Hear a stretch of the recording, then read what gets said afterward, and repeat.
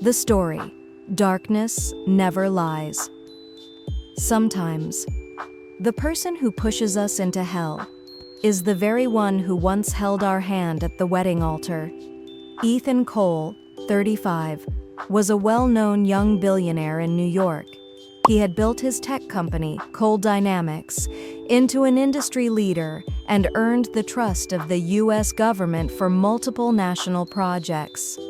To the world, Ethan's life looked perfect: immense wealth, striking looks, and a wife as beautiful as a goddess, Helena. But behind the glamorous photos on social media was a lifeless marriage.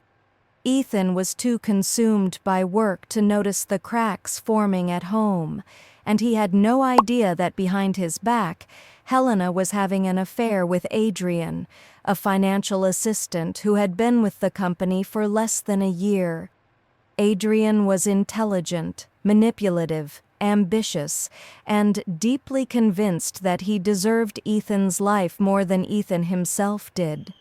One fateful night, during a grand party celebrating a major government deal Ethan had just signed, Helena and Adrian secretly slipped a drug into his wine, one that caused hallucinations and loss of control. When Ethan began to stagger and lose balance, Helena pretended to be concerned and helped him outside to the garden to rest.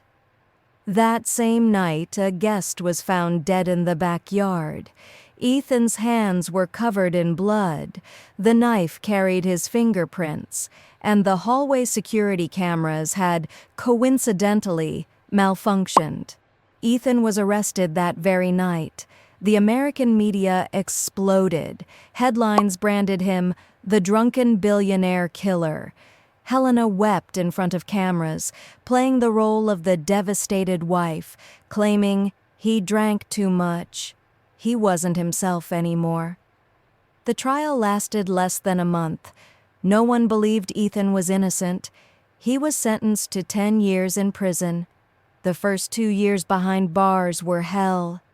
Ethan was beaten, forced into hard labor, and abused by other inmates, out of jealousy, and because he was known as a rich murderer. More than once he was beaten unconscious, struggling to breathe, yet he endured in silence. While Ethan lived like a ghost in prison, Helena and Adrian lived the life they had dreamed of. They sold off Ethan's assets, spent lavishly, and traveled the world, from luxurious Dubai to vibrant Thailand, laughing, partying, and posting photos online as if they had conquered life itself. Only two people still believed Ethan was innocent. One was Marcus Reed, a seasoned black prosecutor and an old friend of Ethan's father. Brilliant and bound by iron principles, Marcus had always believed Ethan didn't commit the murder. But the evidence was too perfectly staged for him to save Ethan in the first trial.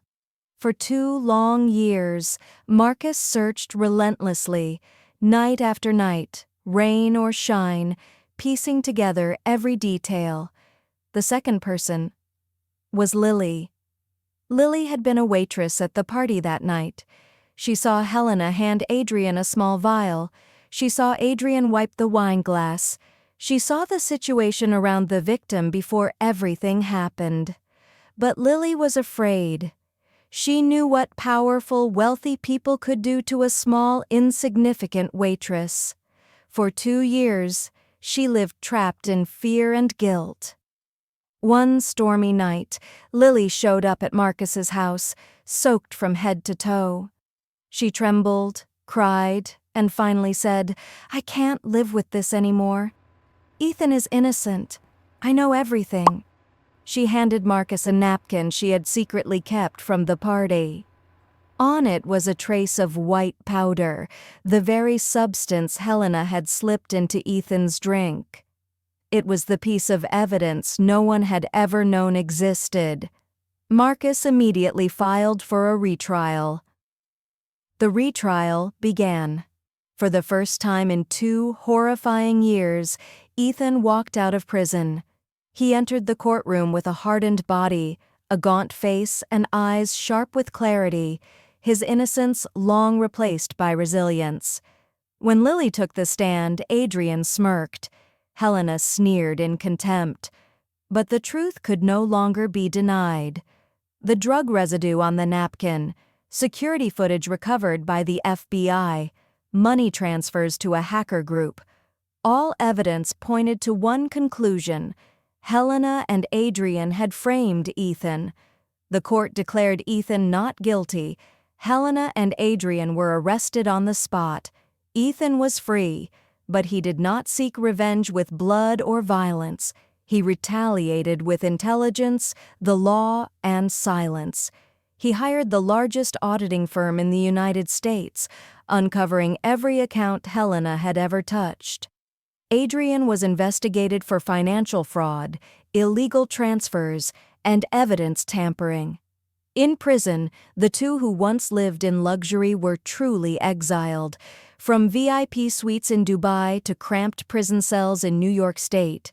From a distance, Ethan watched Helena being led away. Her makeup was smeared, tears streaming, her lips trembling as she tried to beg for mercy. Ethan said only one sentence: "You chose this, not me." Helena collapsed. Then came Ethan's rebirth.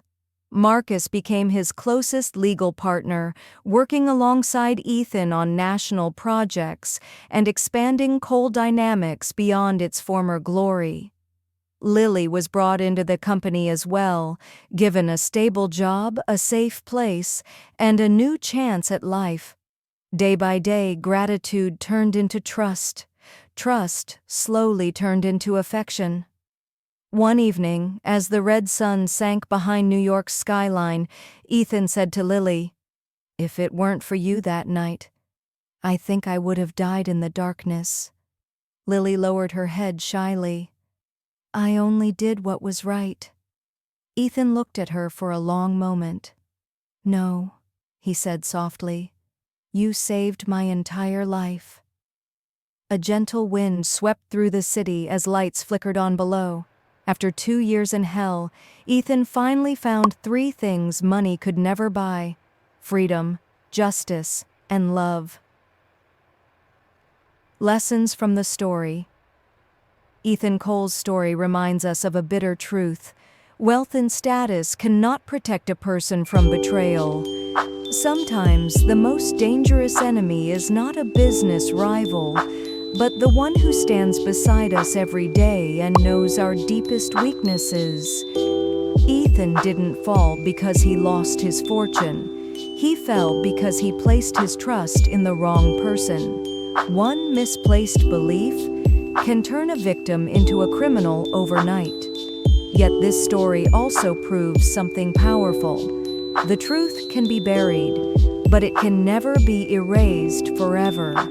2 years in prison were 2 years of hell, but also 2 years of forging inner strength, where Ethan learned to endure in silence without losing faith in justice, without the courage of a small waitress, without the persistence of an aging prosecutor. The truth would have died in the dark. This reminds us that a person's true value lies not in power, but in their willingness to stand on the side of what is right. And in the end, Ethan did not take revenge with violence. He chose the law, intelligence, and composure, because the strongest person is not the one who destroys their enemy, but the one who lets the enemy collapse under the light of truth. The story closes with a simple yet priceless lesson. Be careful where you place your trust. Be patient with justice. And never underestimate an ordinary person who chooses to do the right thing.